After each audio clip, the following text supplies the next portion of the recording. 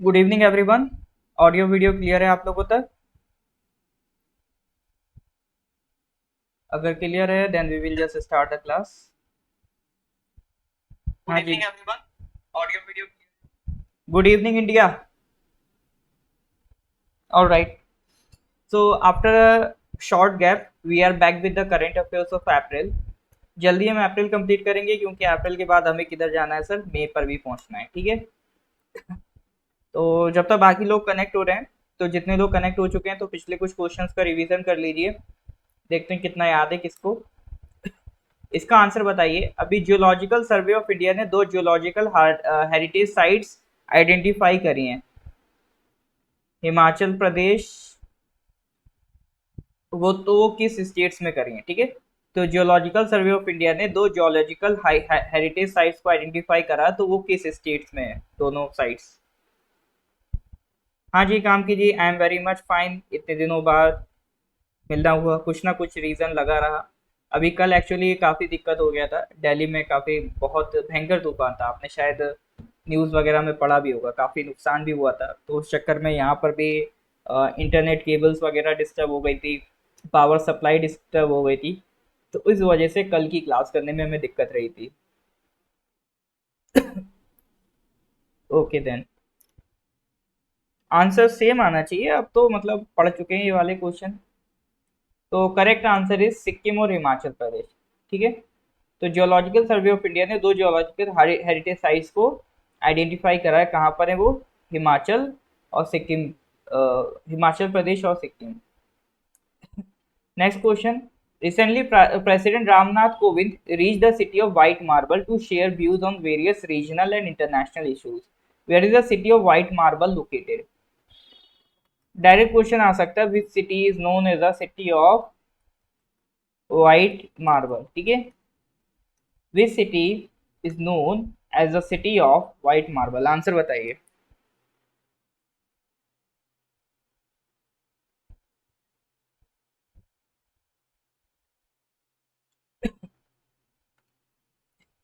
हाँ जी, correct answer is Turkmenistan. ठीक है।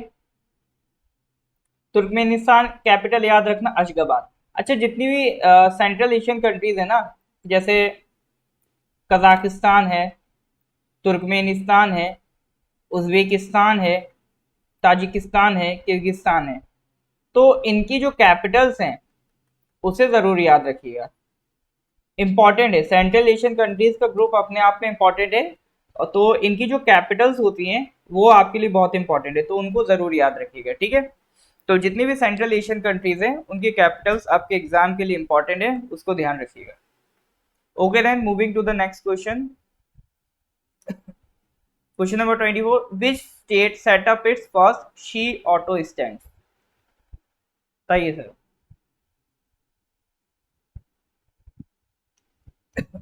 विच state set up its first she auto stand? अच्छा, पहली क्लास है क्या आज ये किसी की?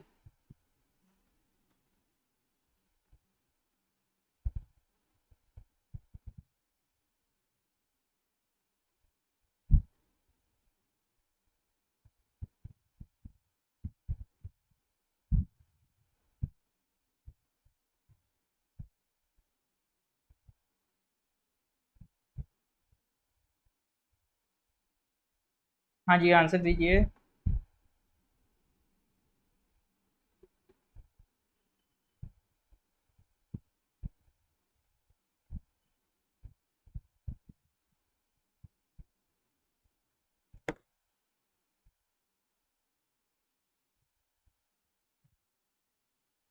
ओके, एपी धीरी आपकी फर्स्ट क्लास क्या? Okay, welcome to the class. सारा जितना भी लेक्चर्स पहले हो चुका है, देखो ये वहाँ पहले ही बता दो, ये आंध्र प्रदेश है। ठीक है। शी ऑटो कहाँ से स्टार्ट हुआ? आंध्र प्रदेश है। एक और क्वेश्चन का आंसर दीजिए। इसका आंसर दीजिए 59। According to the ministry of earth sciences, in terms of percentage which state has suffered maximum coastal erosion from 1990 to 2018? तो भैया जिनकी भी फर्स्ट क्लास है, those who are having the first class for today, just remember कि जितने भी lectures हो चुके हैं, एक्चुअल में अगर आप देखेंगे तो लेक्चर 110 है। लेक्चर 110 का मतलब है लेक्चर 1 था आपका जनवरी 2021। तो जनवरी 2021 से लेकर अभी कौन सा चल रहा है, अप्रैल 2022। तो आप देख सकते हो more than a month, more than a year, एक साल से ऊपर का करंट अफेयर्स हम कवर करा चुके हैं। 1 ईयर प्लस का करंट अफेयर्स की मैं क्लास ले चुका हूँ, सारी क्लास टोटली मैंने ली है। Each and every class is taken by me. ठीक है, तो लेक्चर 1 से लेकर ये अप्रैल में हम लोग लेक्चर, आज कौन सा है, मेरे ख्याल से 110। तो लेक्चर 110 तक की जितनी भी कहानी है, ये सब नॉर्थ ईस्ट पीएससी का जो यूट्यूब चैनल है आपको वहां पर मिल जाएगा। ठीक है, नॉर्थ ईस्ट पीएससी के यूट्यूब चैनल में सारी वीडियोस रिकॉर्डेड मिल जाएंगी, और हर मंथ की प्लेलिस्ट अलग मिलेगी। जनवरी 2021, फरवरी 2021 टिल अप्रैल 2022, हर मंथ की एक सेपरेट प्लेलिस्ट में सारे लेक्चर्स आपको मिल जाएंगे। और पीडीएफ जब ये अप्रैल कंप्लीट हो जाएगा तो करंट अफेयर्स की पीडीएफ आपको व्हाट्सएप कर दी जाएगी। इससे पहले की भी सारी पीडीएफ आपको व्हाट्सएप कर दी गई हैं। ओके देन,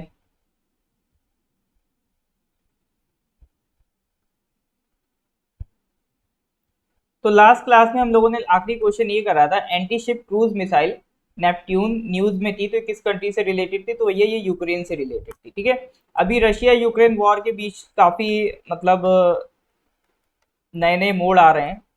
अभी रशिया काफी मतलब स्लो होते हुए दिख रहा है कंपेयर टू यूक्रेन। तो चलिए नेक्स्ट क्वेश्चन पे आते हैं, क्वेश्चन नंबर 75।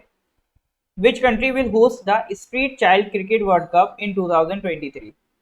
बताइए sir, cricket street child cricket world cup कौन सी कंट्री होस्ट करने वाली है? India, Sri Lanka, Bangladesh, Australia?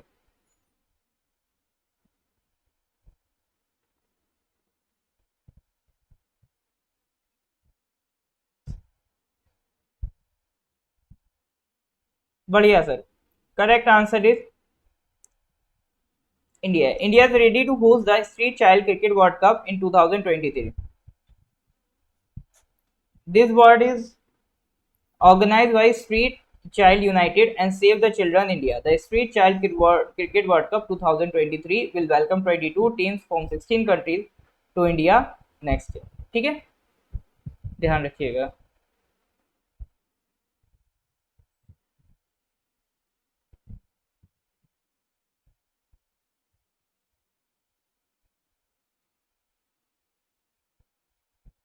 अब स्ट्रीट चाइल्ड में कौन कौन है? बांग्लादेश, बॉलीविया, ब्राजील, ये सारी कंट्रीज आपका इन्वॉल्व है। चलिए बस इतना याद रखिए, इंडिया कर रहा है, इससे ज्यादा कुछ ज्यादा डिटेल में जाने की जरूरत नहीं है। ठीक है, बहुत इंपॉर्टेंट क्वेश्चन ये नहीं कहलाएगा। Question number 76, which country successfully tested a new laser missile defence system? ठीक है, Iron Beam, which can intercept mortars, rockets and anti tank missile. ठीक है, लेजर मिसाइल डिफेंस सिस्टम जिसका नाम है आयरन बीम। ठीक है, एक नया डिफेंस सिस्टम बनाया गया लेजर मिसाइल डिफेंस सिस्टम, इसका नाम क्या है? Iron beam.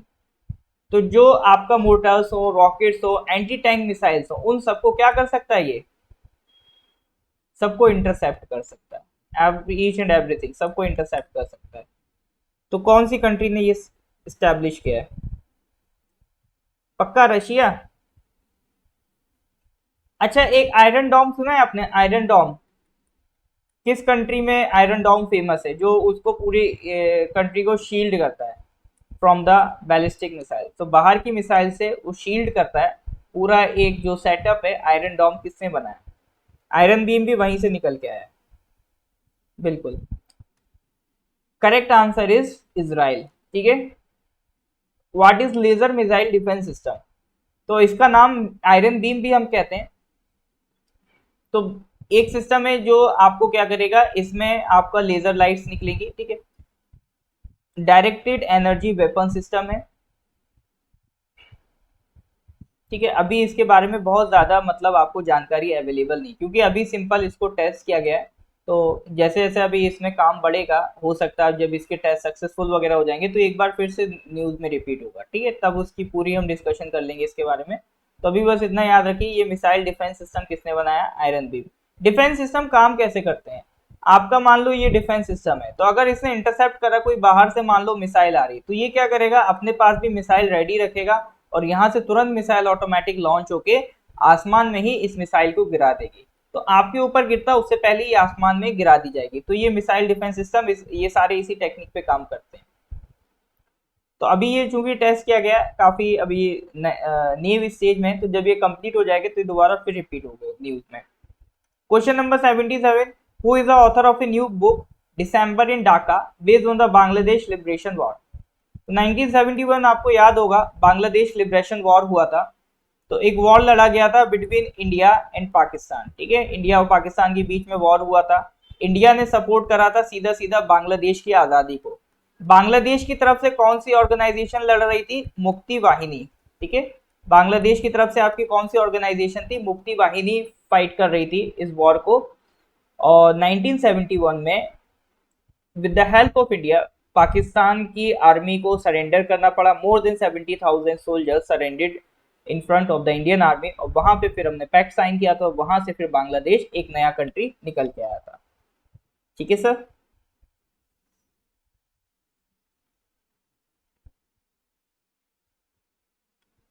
रशिया ने भी लेजर बीम वाला कुछ टेस्ट किया था ना।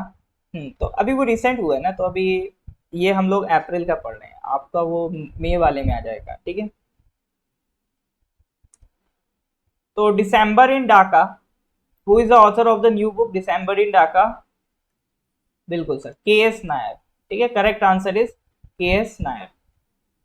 तो इस तरह की किताबें पढ़ा करिए, काफी जानकारी हमें मिलती है इसमें। Okay sir, moving to the next question, question number 78। Recently a report title South Asia economic focus was released by which organization? ठीक है, एक report title South Asia economic focus, report का नाम याद रखना। देखो एक टाइप ऑफ क्वेश्चन होते हैं जिसमें आपसे बोलता है कि अभी ये रिपोर्ट आई है, रिपोर्ट XYZ आई है, उसको किस ऑर्गेनाइजेशन ने निकाला है, किस ऑर्गेनाइजेशन ने रिलीज करा है, ठीक है। It is a type of question जो आपके एग्जाम्स में पूछा जाता है।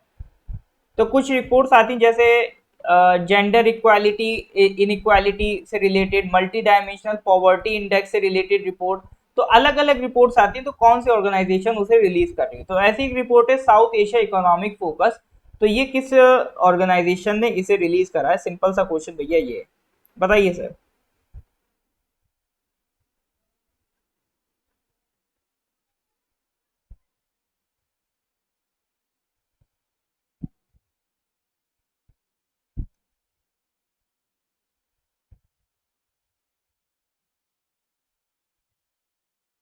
हाँ जी सर।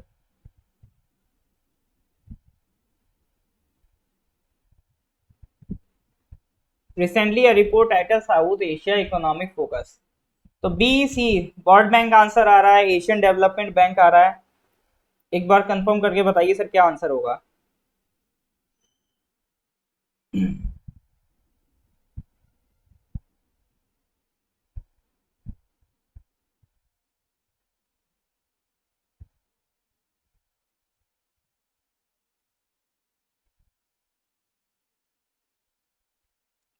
BCD, okay sir. बस सर ए नहीं लग रहा हमें, IMF इन सबसे दूर रहता है। बी भी हो सकता है सर, सी भी हो सकता है, डी भी हो सकता है सर। हम तीनों आंसर लेते हैं, इनमें से कोई होगा। इतनी तो सर गारंटी है, आंसर इन चार से बाहर नहीं होगा, इतनी तो गारंटी है sir. Recently a report title South Asia economic focus was release by, ये सारा काम वर्ल्ड बैंक ही करता है जनरली। अब देखो ये बाई एनुअल रिपोर्ट है, बाई एनुअल का मतलब क्या होता है? 2 साल में एक बार, ठीक है।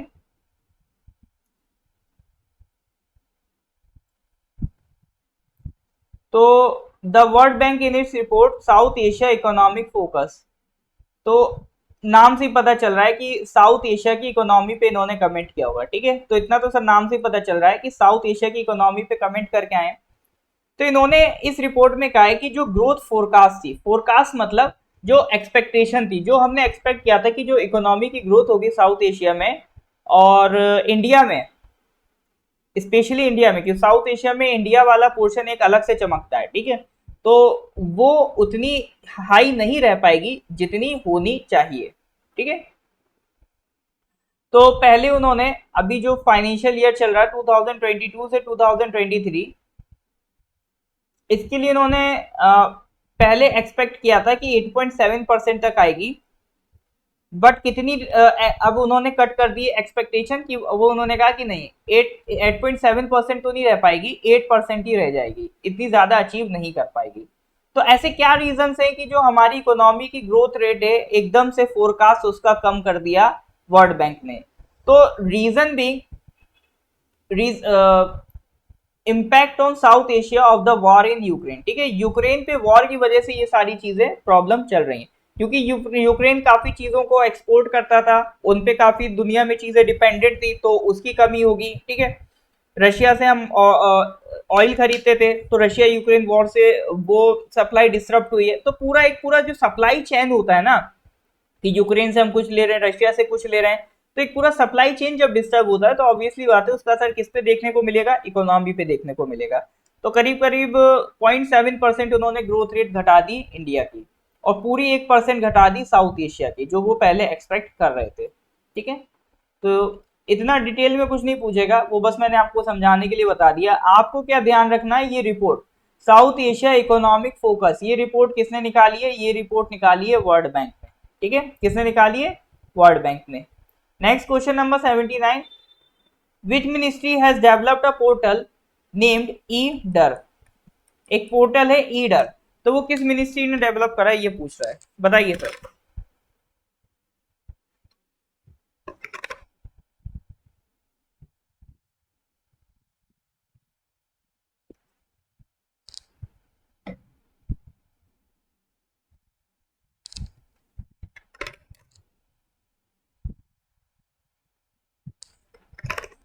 थॉमस मुनरो जी काफी दुखी हैं कि इंग्लैंड में नहीं हो रहा है।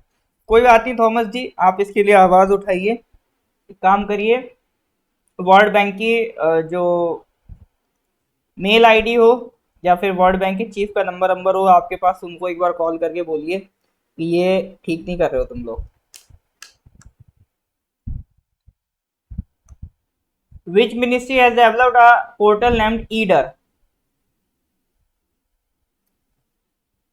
इंग्लैंड में भी होता है क्या, मतलब ये forester head constable PCS CGT PGT exam?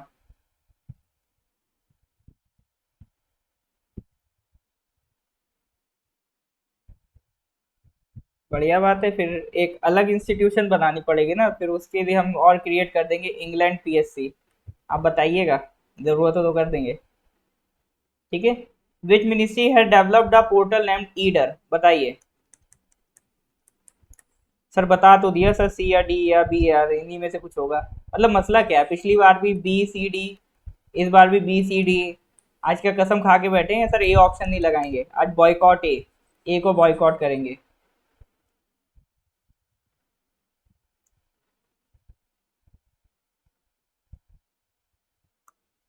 चलो जी, कोई बात नहीं, आंसर लगाइए बस। ठीक है, कुछ भी लगाइए, आंसर लगाइए।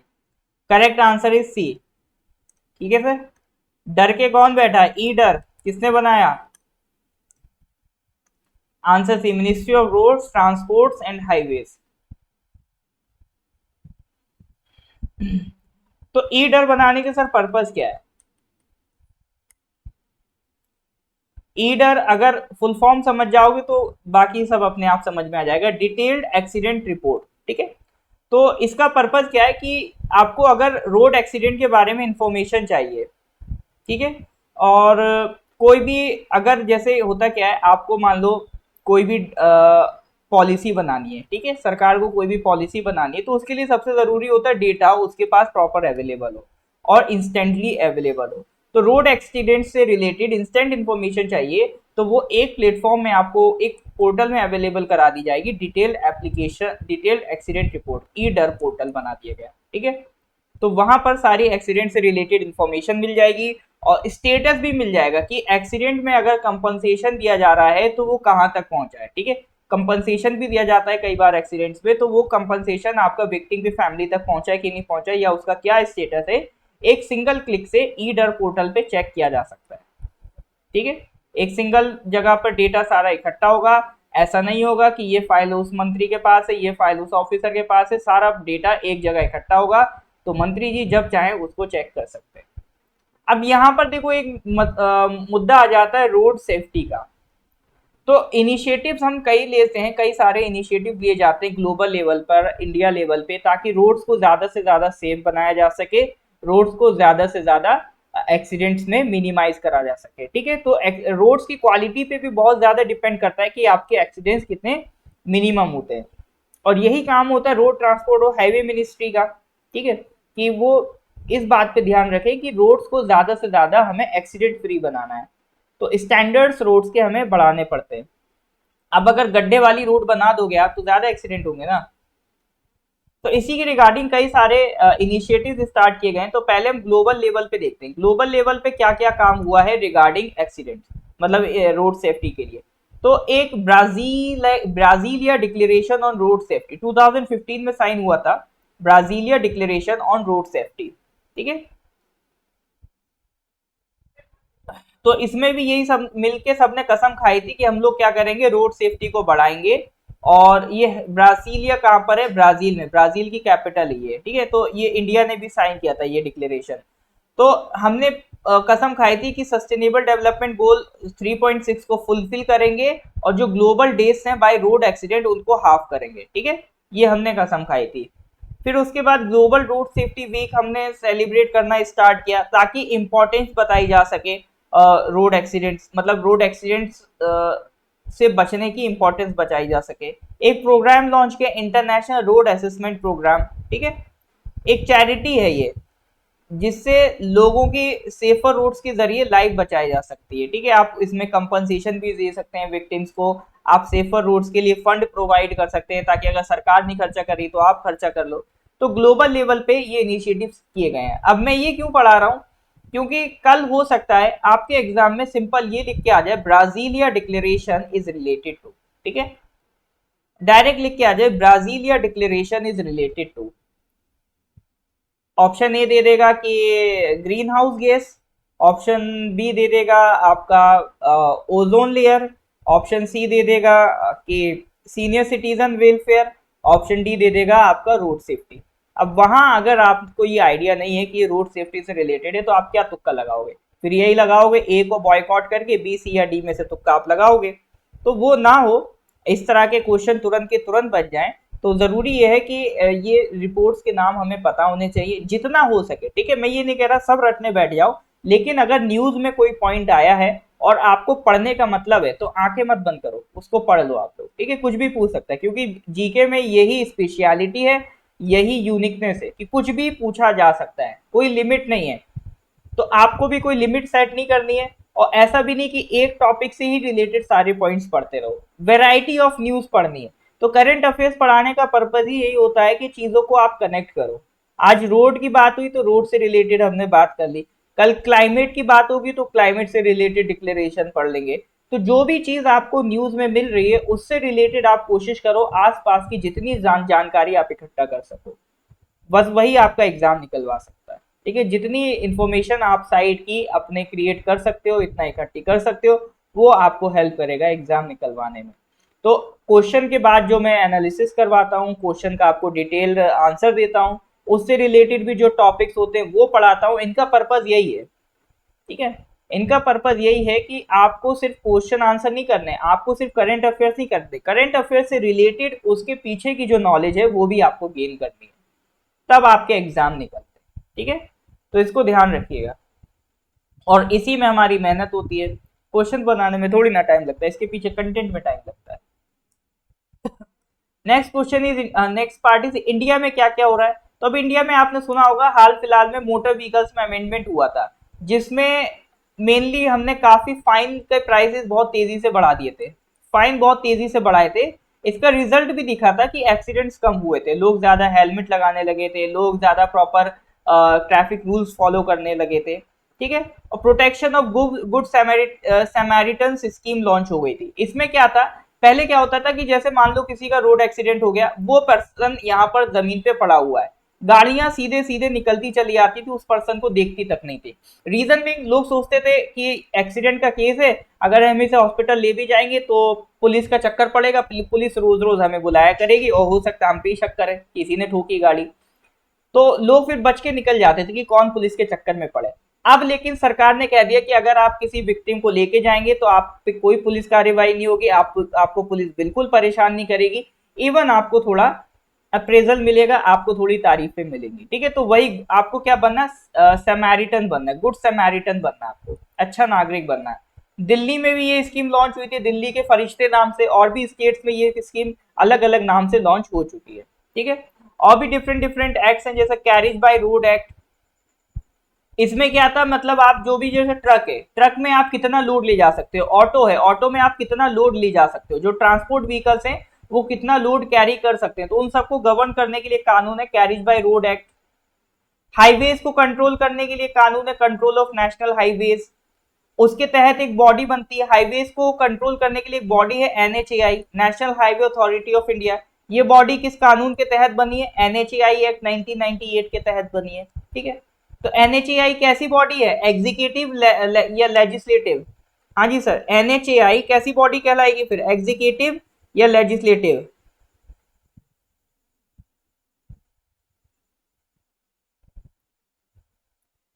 देखो जीके का यही गेम है, तीन पत्ती का गेम नहीं है, इसमें भी टेक्निक्स हैं। आप कितना चीजों को ये समझ पाओ कि एग्जामिनर की डिमांड क्या है, तो प्रीवियस ईयर क्वेश्चंस करिए, उससे आप डिमांड देखिए एग्जामिनर का। हालांकि मतलब एपीएसएसबी वाले में या एपीपीसीएस में बहुत ज्यादा आप आइडिया नहीं लगा पाएंगे डिमांड का, क्योंकि वाकई में कुछ भी पूछ लेते, खरगोश के दांत पूछ लिए थे।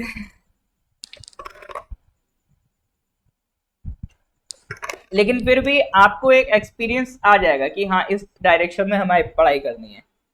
अब तीन पत्ती हो या कोई सा भी गेम हो, लोग इसको क्लियर करते हैं तो आपको भी करना है, और लोग कर सकते हैं आप भी कर सकते हैं। ऐसा नहीं है कि एपीपीसीएस वाले गिने चुने बच्चों के घर में रात में एक आंसर कॉपी रखाते हो कि बेटा कल ये आंसर मार्क करके आना, वो भी आप ही में से निकलते हैं।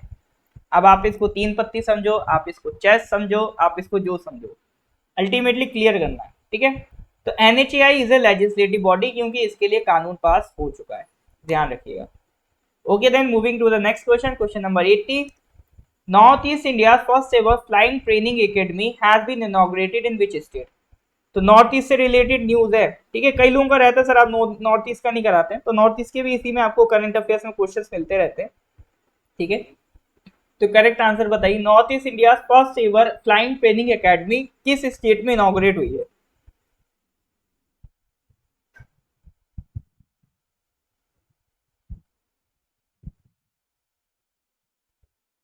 Thank you Yash ji. अब ये फर्स्ट क्लास है, इसको लास्ट मत कर देना, कल से भी अब आपको कंटिन्यू रखना है, ठीक है।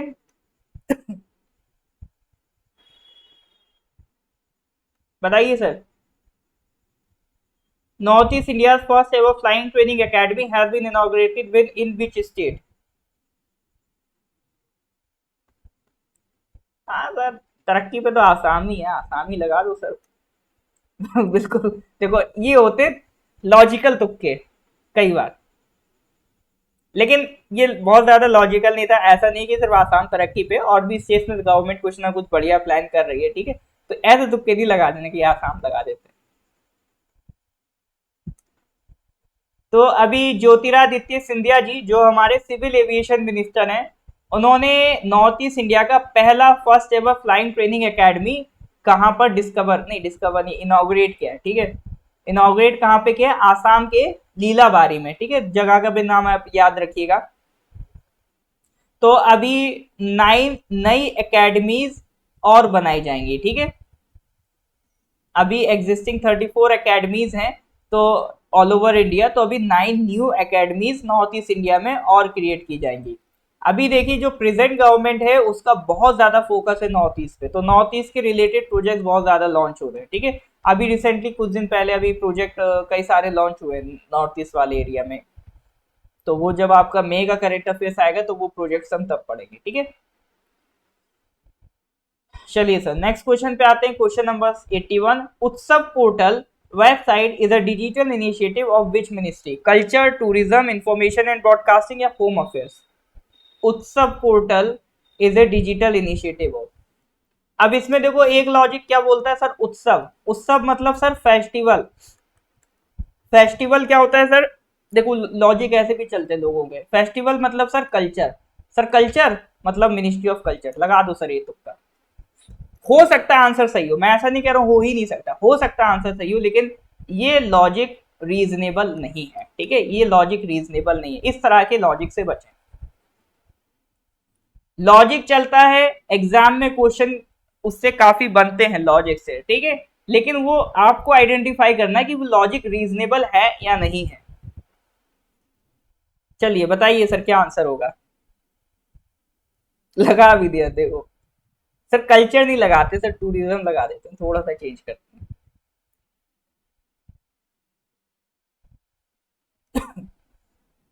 कल्चर तो सर इसलिए नहीं लगा रहे, ऑप्शन ए है ना, आज ऑप्शन ए को हमने बॉयकॉट कर रखा, कुछ भी हो जाए ऑप्शन ए मार्क नहीं करेंगे।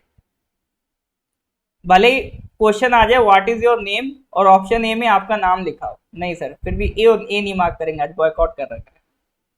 चलो जी, चलो करेक्ट आंसर भी बढ़िया बैठ गया, मिनिस्ट्री ऑफ टूरिज्म। ठीक है, तो उसका पोर्टल किसने लॉन्च किया? Ministry of tourism. अभी कॉन्फ्रेंस हुई थी अमृत समागम कॉन्फ्रेंस, तो उसमें ये पोर्टल लॉन्च किया गया है।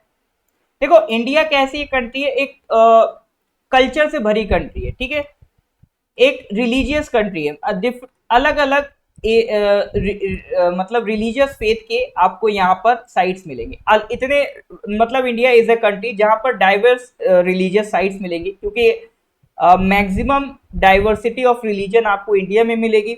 अगर रिलीजियन डाइवर्सिटी पॉपुलेशन है तो उनकी रिलीजियस साइट्स भी मिलेंगे, उनके रिलीजियस पिलग्रिमेजेस भी आपको इंडिया में मिलेंगे। ठीक है, तो उन्हीं को सरकार क्या कर रही है, बढ़ावा देना चाह रही है। तो जो भी लोगों की रिलीजियस साइट्स है उनका एक्सपीरियंस और ज्यादा बेटर हो जाए, तो उसके लिए पोर्टल लॉन्च किया है उत्सव पोर्टल। ठीक है, उत्सव पोर्टल के थ्रू क्या हो करेंगे, डिफरेंट डिफरेंट जो इंडिया के रीजन है उनको प्रमोट किया जाएगा।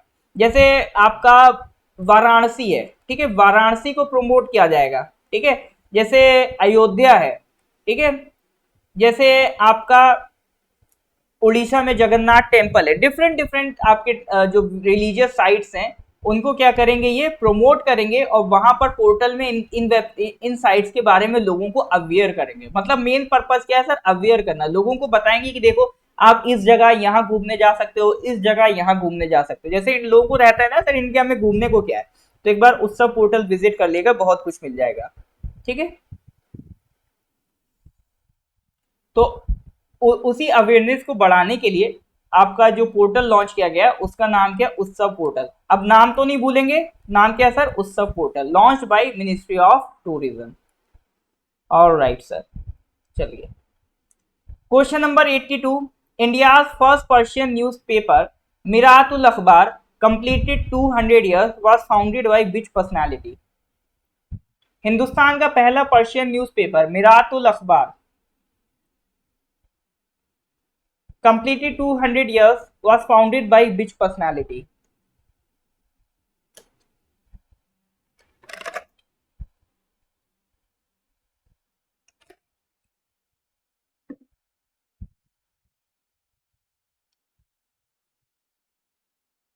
ओके, एक ऑप्शन आ रहा है सर, स्वामी विवेकानंद। ओके, रामास्वामी नायकर भी एक ऑप्शन आ गया। ओके, अब स्वामी दयानंद सरस्वती किसको लग रहा है वो भी बताइए। ओके, स्वामी विवेकानंद से शिफ्ट हो गए सर रामास्वामी नायकर पे मुंडो साहब, और उपांग जी कह रहे हैं स्वामी दयानंद सरस्वती, ताई याको कह रहे हैं सर राजा राम मोहन रॉय।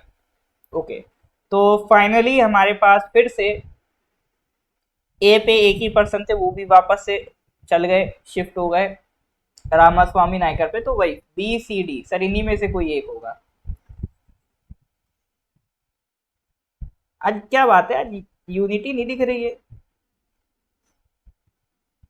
अगर एक बोल रहा है बी तो अगला बोलेगा सी, अगला बोलेगा डी। आज लग रहा है मतलब पहले से प्लानिंग करके आए हैं कि ए छोड़ के आज सर को एक ऑप्शन कम कर देंगे, मतलब सर कहते हैं ना चार में से पक्का कोई एक है, अब चार नहीं सर तीन में से पक्का कोई एक है, एक ऑप्शन कम हो गया। आसान कर दिया सर सवाल।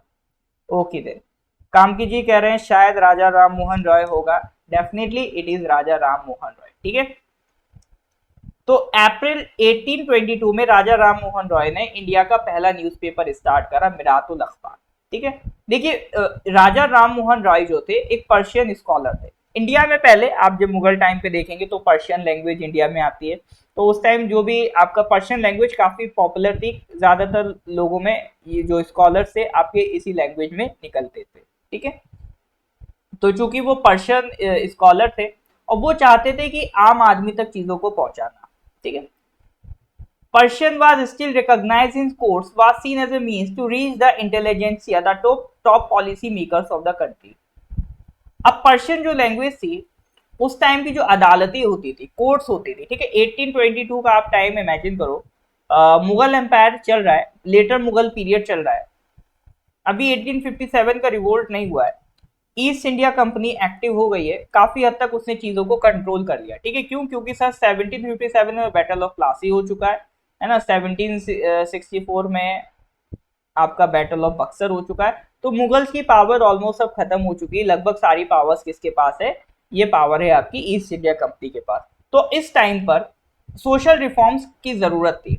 इस टाइम पर एक बड़े रेवोल्यूशनरी पर्सन इंडिया में खड़े होते हैं, राजा राम मोहन रॉय, जो वेस्ट से पढ़ के आए थे, वहां के काफी कल्चर से इंस्पायर्ड थे और वो चाहते थे उसी के बेसिस पे इंडिया में भी रिफॉर्म्स आए, इंडिया में भी रैशनलिज्म डेवलप हो, लोग जो है फेथ से ना सोचे, लॉजिक से सोचे। ठीक है, तो उन्होंने सोचा कि अगर रिफॉर्म्स कराने तो रिफॉर्म्स कौन करेगा? अच्छा, रिफॉर्म्स के लिए एक होता है कि आप आम जनता में जाके उनको अवेयर करो, ठीक है, और दूसरा तरीका होता है आप उन रिफॉर्म्स के लिए लॉज बनवाओ। तो Raja Ram Mohan Roy was more interested in making the laws for the reform. तो वो डायरेक्ट आम जनता से कनेक्ट नहीं होके किससे कनेक्ट हो रहे हैं? टॉप पॉलिसी मेकर से कनेक्ट हो रहे हैं, जो लॉ मेकर्स हैं, जो कानून बनाते, कौन बना रहे हैं इस टाइम? ब्रिटिशर्स बना रहे हैं, इनसे कनेक्ट कर रहे हैं ताकि इन पे थोड़ा दबाव डालें और ये लोग पॉलिसी में रिफॉर्म्स करें। जैसे सती का एबॉलिश करना, जो सती हटवाया था वो भी किसने एबॉलिश करवाया था? राजा राम मोहन रॉय ने करवाया था। तो ये पर्शियन लैंग्वेज में ही क्यों यूज करा इन्होंने पेपर को? ताकि जो इंटेलिजेंसिया है, मतलब जो टॉप पॉलिसी मेकर्स हैं, वो तो अभी भी पर्शियन लैंग्वेज यूज कर रहे थे। इंडिया में जो भी ब्यूरोक्रेसी का वर्क हो रहा था, इनका एडमिनिस्ट्रेशन का, कोर्स वगैरह में पर्शियन लैंग्वेज तब भी चलती थी। तो वो टॉप पॉलिसी मेकर्स तक अपनी बात पहुंचाने के लिए उन्होंने पर्शियन लैंग्वेज में लिखना शुरू किया। ये भी बहुत मैटर करता है आप अपनी बात किसको सुनाना चाहते हो, तो जिसको सुनाना चाहते हो उसी की भाषा में बात करोगे। तो इसलिए उन्होंने किस में लिखना शुरू किया? पर्शियन में लिखना शुरू किया। ठीक है, तो कई आर्टिकल्स लिखे और वो भी काफी कंफर्टेबल थे in using the language Persian. तो पर्शियन न्यूज़पेपर किसने स्टार्ट किया? मिरातुल अखबार को राजा राम मोहन रॉय। देखो गारंटी दे रहा हूं, अगर ये अखबार का नाम हो गया ना मिरातुल अखबार, थोड़ा सा उर्दू सा नाम लगता है, तो तीन मुस्लिम के नाम डाल दिए, एक राजा राम मोहन रॉय, तो इन्हीं तीन में से सब तुक्के लगाते रहेंगे, राजा राम मोहन रॉय को कोई देखेगा भी नहीं। ठीक है, तो ये सवाल में गलतियां हो जाती हैं। यहाँ कोई एक्सपेक्ट नहीं कर सकता है कि ये पेपर राजा राम मोहन रॉय ने स्टार्ट किया होगा। तो इन क्वेश्चन पे ज्यादा ध्यान देना है। ठीक है, हाँ थॉमस जी, क्या कंफ्यूजन है बताइए। चलिए सर, तब तक हम लोग नेक्स्ट क्वेश्चन पे आते हैं, question number 83। Who has been appointed as the 29th chief of the Indian army? अभी इंडियन आर्मी के 29th चीफ बनाए गए हैं, तो किसको बनाया गया?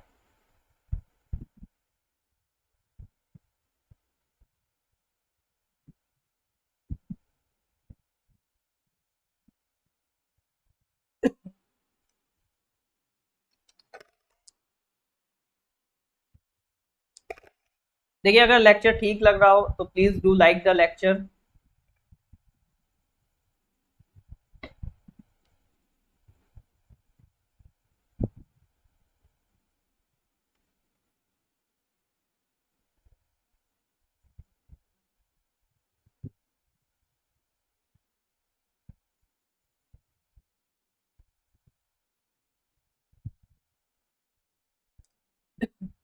हाँ जी सर, इसके साथ साथ आंसर भी बताना आपको।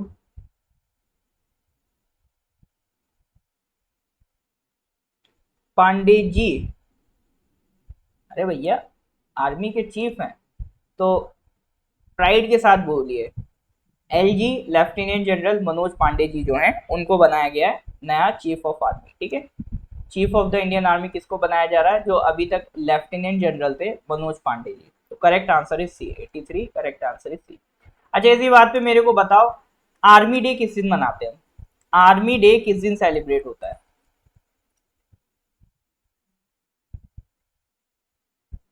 बताइए सर, आर्मी डे किस दिन मनाते हैं?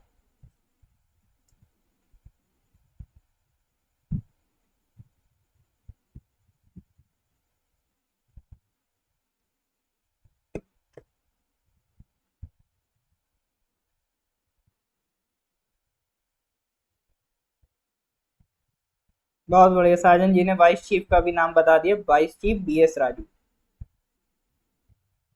ओके। जुम्पी जी ने कहा सर जनवरी तक का तो पता, आगे गारंटी नहीं है, तो करेक्ट आंसर इज 15 जनवरी। ठीक है, आर्मी डे ध्यान रखना इंपॉर्टेंट है, किस दिन मनाते हैं सब, 15 जनवरी को मनाते हैं, इंपॉर्टेंट डे। ओके सर, चलिए नेक्स्ट क्वेश्चन पे आते हैं, question number 84। What is the name of the last of the 6 submarines of project 75 which is ready to launch on 20th April. 20th अप्रैल अब तक तो हो भी गई होगी। ठीक है, तो अभी रिसेंटली में जो लास्ट सबमरीन थी, तो 6 सबमरीन्स का प्रोजेक्ट था। ठीक है, 6 सबमरीन्स का प्रोजेक्ट था, प्रोजेक्ट 75। तो उसमें अभी 1 2 3 4 अभी 6 सबमरीन जो कि लास्ट सबमरीन थी वो लॉन्च कर दी गई है। तो क्या नाम पूछ रहा है वो सबमरीन का, सबमरीन का नाम क्या है? ठीक है सर, अब बताओ इसका आंसर क्या होगा। ओके सर, वक्शीर 2 लोगों का आंसर आया, बाकी लोग इसमें कैसे बॉयकॉट करोगे आप ये को?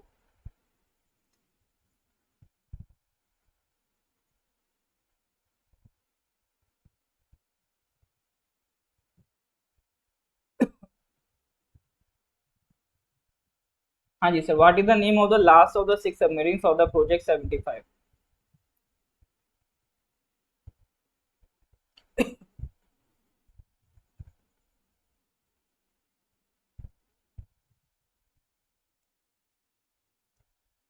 Correct answer is Bakshi. ठीक है, INS Bakshi is the last submarine. देखो प्रोजेक्ट 75 इसके तहत इंडिया ने प्लान किया कि हम 6 स्कॉर्पियन क्लास सबमरीन बनाएंगे। ठीक है, कौन सी class? Scorpion class submarine. Scorpion class मतलब एक टाइप ऑफ सबमरीन है जो थोड़े से कंपैरेटिवली अदर सबमरीन एक एडवांस टाइप ऑफ सबमरीन है। ठीक है, तो स्कॉर्पियन क्लास सबमरीन बनाएंगे। ठीक है, लेकिन ये हैं सारी कन्वेंशनल सबमरीन। सर कन्वेंशनल कौन सी होती है? जो आपका कन्वेंशनल फ्यूल पे चले, जैसे कि डीजल पे, ये सब डीजल पे चलती है। ठीक है, तो ये सब कन्वेंशनल सबमरीन्स हैं।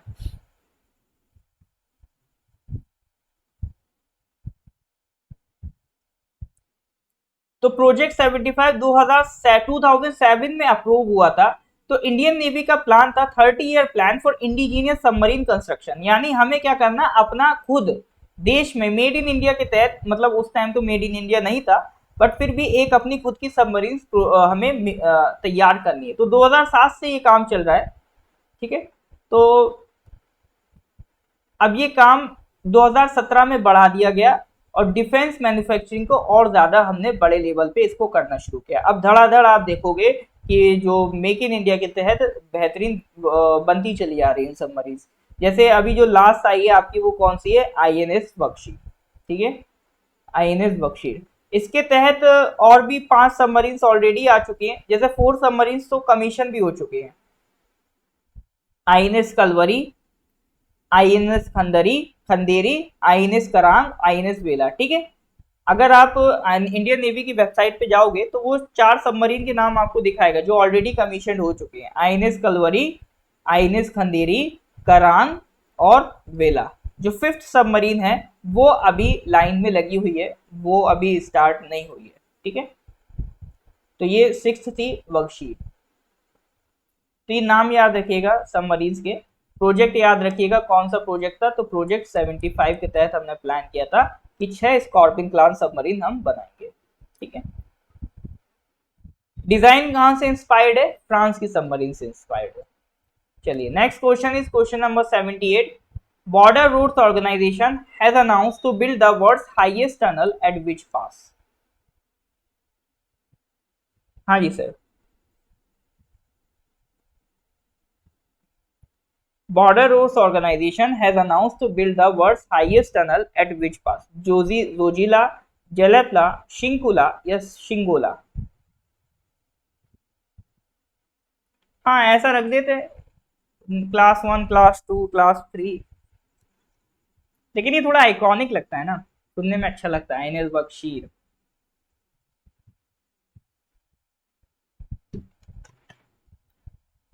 अगर आपका कोई अपना होगा, मान लीजिए अगर आपके कोई बच्चे होंगे, तो बच्चों का नाम कोई ऐसे थोड़ी ना रखेगा ना कि मतलब चाइल्ड 1, चाइल्ड 2, हम लोग कैसे बच्चों के नाम रखेंगे, बढ़िया से कुछ आइकॉनिक नाम रखेंगे, लेजेंड्स के नाम पे नाम रखेंगे जिनका कुछ मीनिंग होता हो। तो ऐसे ही कुछ लगाओ, यहाँ पर हमें अपनी सबमरीन से होता है, तो ऐसा नाम नहीं रखते हैं कि सबमरीन 1 2, कुछ आइकॉनिक रखते हैं।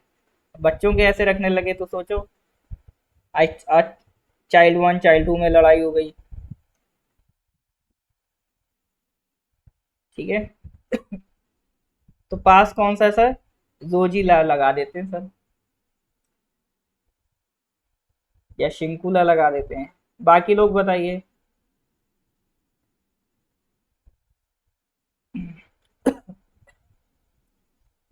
जम्पी जी मुझी से पूछ रहे हैं, सर जोजिला है क्या answer?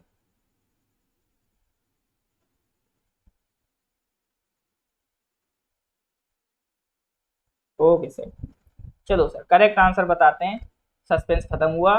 Correct answer is Shinkula. तो border roads organisation will construct the world's highest tunnel. ठीक है, वर्ल्ड्स हाईएस्ट टनल कहाँ पे बन रही है? शिंकुला पास पे बन रही है। अब ये शिंकुला पास और कनेक्ट किसको करेगा? ये देख रहे हो हिमाचल प्रदेश है, ये कौन सा स्टेट है? ये हिमाचल प्रदेश है। ठीक है, तो हिमाचल प्रदेश में ये देखो मनाली है। ठीक है, ये क्या है सर? मनाली है। और ये है लद्दाख, लद्दाख, और ये लेह वाला इलाका, ये लद्दाख वाला पूरा इलाका है। तो हिमाचल प्रदेश को मनाली से कनेक्ट करने के लिए, ठीक है, हिमाचल प्रदेश को, सॉरी, हिमाचल प्रदेश में ही मनाली आता है, हिमाचल प्रदेश में लद्दाख को कनेक्ट करने के लिए हमने जो पास क्रिएट कर रहे हैं, वो हम जो एक टनल क्रिएट कर रहे हैं वो किस पास पर क्रिएट कर रहे हैं? शिंकुला पास पे कर रहे हैं, जो दुनिया की हाईएस्ट टनल होगा, वर्ल्ड हाईएस्ट टनल होगी। तो किस हाइट पर है वो? 16,580 फीट हाइट पे। तो आपका ये वाला जो इलाका है, बहुत अच्छी कनेक्टिविटी होने वाली है। Alright sir. अच्छा, अभी हाल फिलहाल में अरुणाचल में नेचीपू टनल का नाम सुना है? अभी जो हम टेस्ट सीरीज करा रहे हैं हेड कांस्टेबल फॉरेस्टर के लिए, उसमें मैंने क्वेश्चन दिया था, नेचीपू टनल ये अरुणाचल में है। ठीक है, अभी ये अभी ऑनगोइंग है, प्रोजेक्ट ऑनगोइंग है, और इसमें अभी कुछ दिन पहले खबर आई थी, एक्सकेवेशन वर्क कंप्लीट हो गया। ठीक है, तो जो एक्सकेवेशन वर्क कंप्लीट हो गया, अब कंस्ट्रक्शन का काम इसमें स्टार्ट हो जाएगा। ठीक है, तो नेचीपू टनल पे भी काम बहुत तेजी से चल रहा है, तो इसके बारे में पढ़िएगा थोड़ा सा, इसके बारे में पढ़िएगा, ये अरुणाचल का ही प्रोजेक्ट है। ठीक है, आपके करंट अफेयर्स में आ सकता है इस बार, आपके जो भी एग्जाम्स हो रहे हैं हेड कांस्टेबल फॉरेस्टर एसीएफ, इनमें आने की प्रोबेबिलिटी है इस क्वेश्चन की, तो उस पर ध्यान से पढ़िएगा। ठीक है सर, चलिए जी,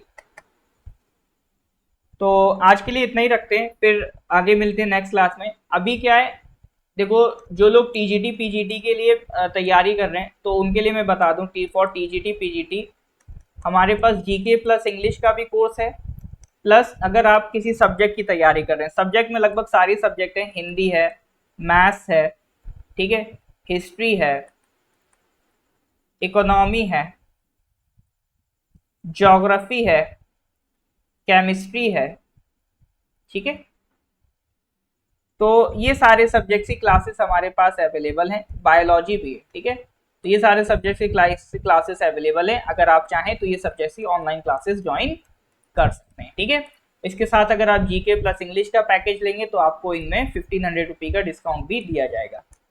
प्लस साथ ही साथ जो हेड कांस्टेबल फॉरेस्टर का एग्जाम देने जा रहे हैं with in a few days, तो अगर वो अपने टेस्ट की तैयारी करना चाहते हैं, टेस्ट सीरीज देना चाहते हैं, तो 16 टेस्ट का एक कंप्लीट टेस्ट सीरीज बनाया गया है, तो आप ये टेस्ट परफॉर्म कर सकते हैं।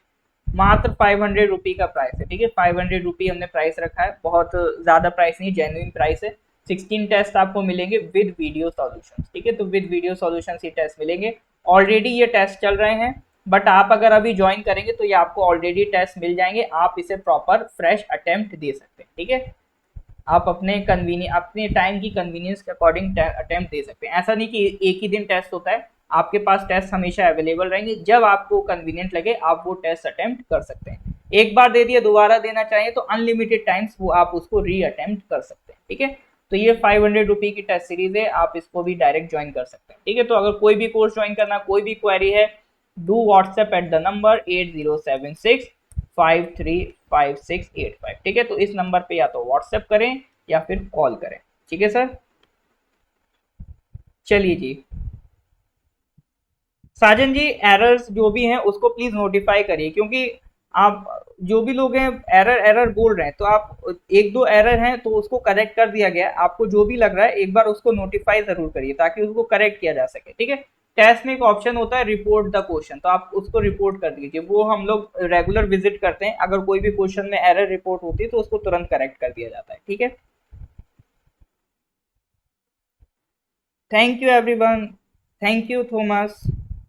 चलिए सर, मिलते हैं फिर नेक्स्ट क्लास में, तब तक के लिए goodbye, have a nice day.